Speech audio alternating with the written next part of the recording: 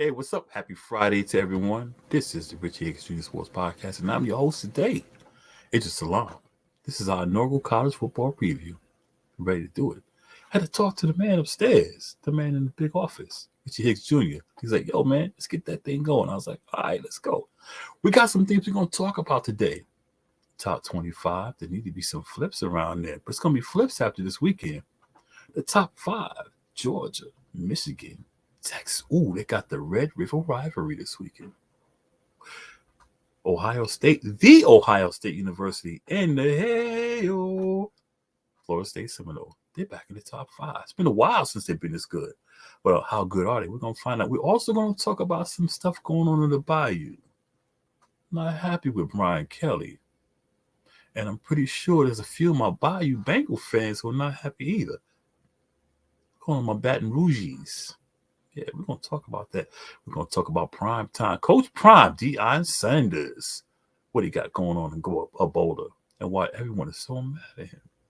But first and foremost, let's get to the things, the important things like this. Ooh, what we got here? We got number 1 Georgia traveling to number 20 Kentucky.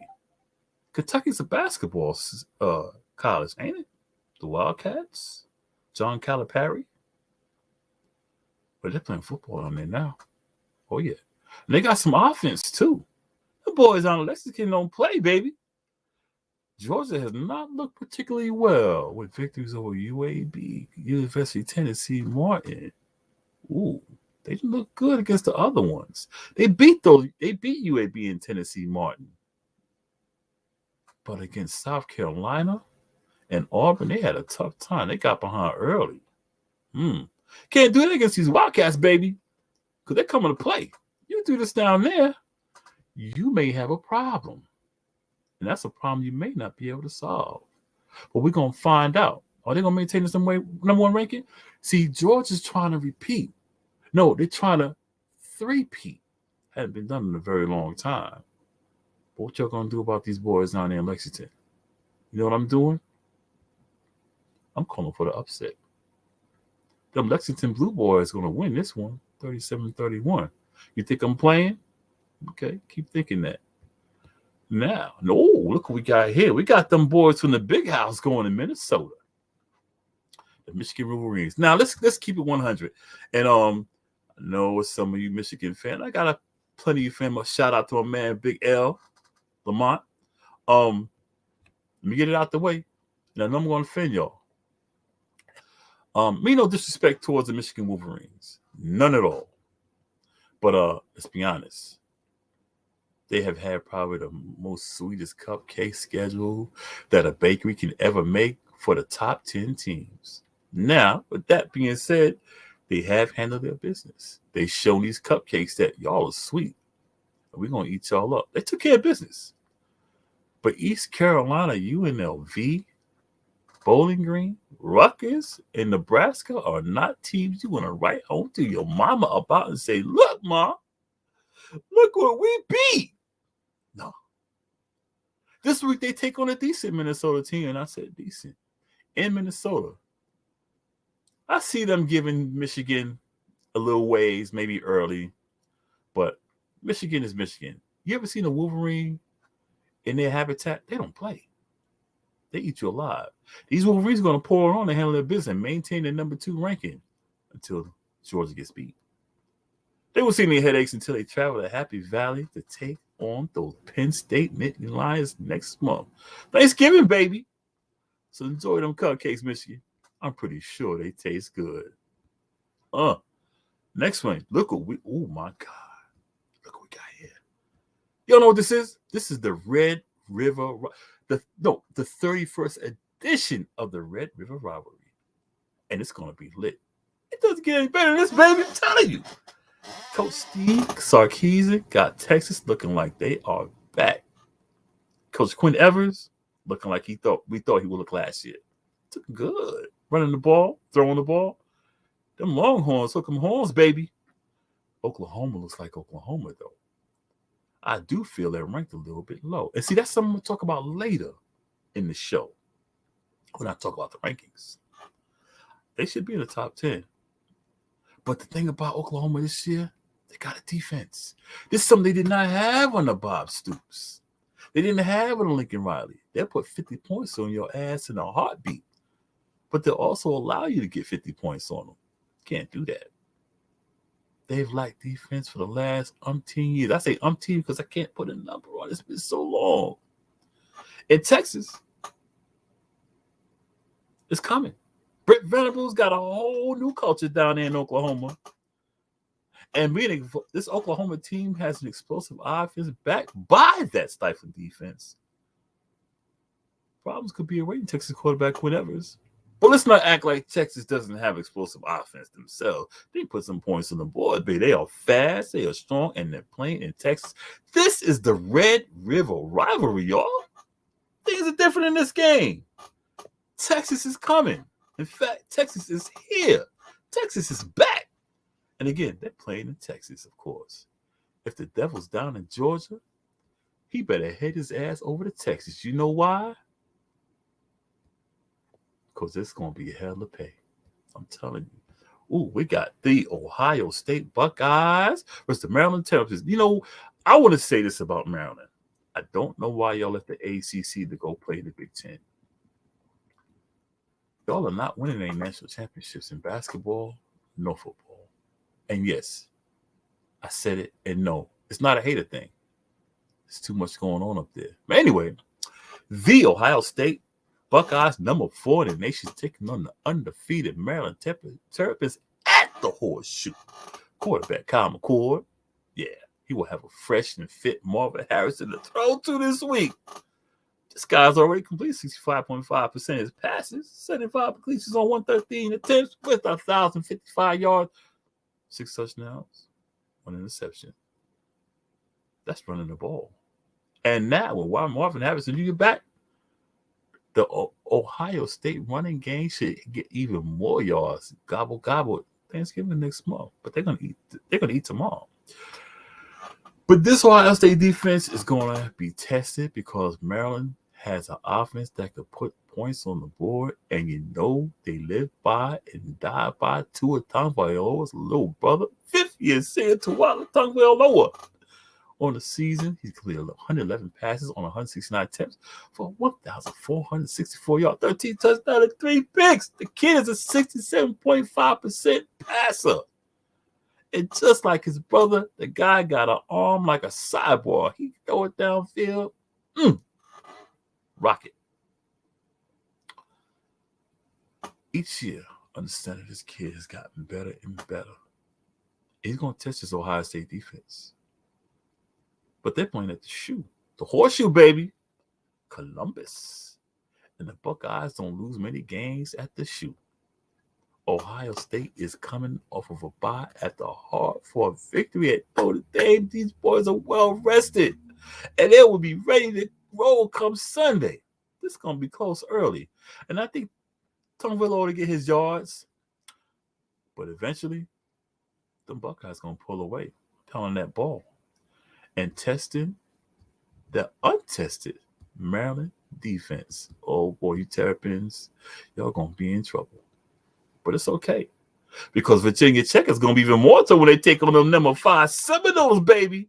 I'm going to keep it short and sweet because you know what? This used to be a good rivalry back in the day. Bobby Bowden, Michael Vick, Marcus Vick, all of them. This be dope. Now, I mean, Florida State hadn't been all that impressive over the last few years either. But I think this is a year that they do better. I don't think they're strong enough to beat. I don't think they're strong enough to win a world. Not a world. I don't think about something like that. I don't think they're strong enough to win the national championship game. But I think they're getting better. But you know what? I like what I see out of their quarterback, Jordan Travis. His movements, everything. You know what? Let me take this off for a second because I got to demonstrate what this kid can do. You know what I mean? Check this out. Unlike a lot of these quarterbacks, I hate that offense. I really hate that offense. It reminds me of what we did in the street, Sandlot football. But he goes back and, I got a bad that feels so good. He has that drop back and shoulder fake, throws the ball. You know who used to do that? Peyton Manning. Freeze the defense, throw it downfield. That's like the shoulder roll in boxing. Fake him. Jordan Travis, I like that kid. Whoever's teaching those mechanics is good, and he can play on the center with something I don't see a lot of quarterbacks do now. Get that ball on the center. Fake it. Got you. You already beat 50 yards deep. 10 touchdowns, 1 interception. That's good on any metric. Florida State 47. Virginia Tech 17. Now, I want to touch on something that really irks me. And I'm speaking for my brothers and sisters down in the bayou. This situation down there, and I said, as some of you may know, I'm a diehard LSU fan. I've been one ever since I saw Charles Alexander in 1979 running up and down the field. When I seen that purple and gold for the first time, I'm from New York. But I seen that purple and gold going down the field, I was like, that's my squad right there. And I've been a fan ever since.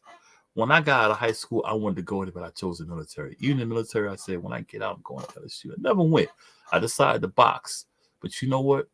I got love for my squad, them LSU Tigers. That's right. We roar. But with Brian Kelly, I was a little skeptical when we hired him because of his history at Cincinnati, how he left his players high and dry. And Marcus Gilliard and them boys had to go out there and play in a bowl game and got destroyed. Marcus Gilliard basically told Brian Kelly, kiss my ass the way you left us down here. Then he went to Notre Dame. Brought that same high-flying offense to Notre Dame. And I feel he underachieved there. The team underachieved. But like any coach, when he got hired Brian Kelly got hired with the Tigers, and forgive me because I'm getting hyper. I wasn't too happy because of his past at Cincinnati and his past at Notre Dame. I wasn't happy. And like any coach, I gave him a chance because he's a coach. I love Coach O. He had a bad season. They got rid of him after winning an undefeated national championship. So last year, Brian Kelly didn't have his team, his players. A lot transferred out, which I figured they would. But, we still had a decent year. Excuse my seat, it's creaky. I got to put some oil in it. Anyway, we had a decent season last year. Something to look forward to this year. Optimism, like, okay, he did this with this team. Next year, we should compete for a national title. We get blown off the planet against Florida State. The first half, we just self-destructed. We should have won. The game should have been over in the first half. Second half, Florida State said, okay, now it's our turn. And they proceeded to whip our ass. Embarrassing. Then we looked decent the next few games, and we won a big game. We played Arkansas, and we beat them by a field goal. We should have beat these guys so bad. We should have given them a beating so bad, Ike Turner would have been proud. Please forgive my reference. Then we play against Ole Miss, and we lose. And I asked myself this question. Where is our defense? You need defense to win.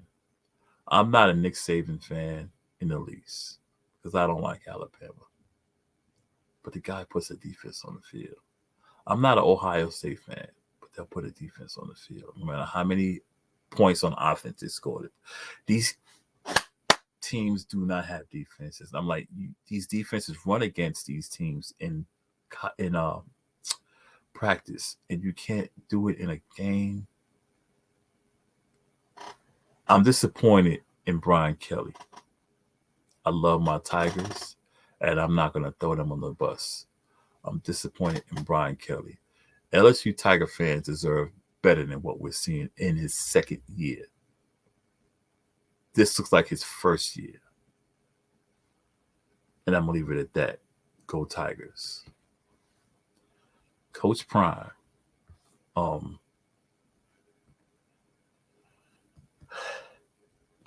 As you know, Coach Prime and his prime time Colorado Buffaloes are the flavor of the month. Let's just be real. I've never been a big fan of Deion Sanders, but this was as a player. And of course, I'm a New York Giants fan.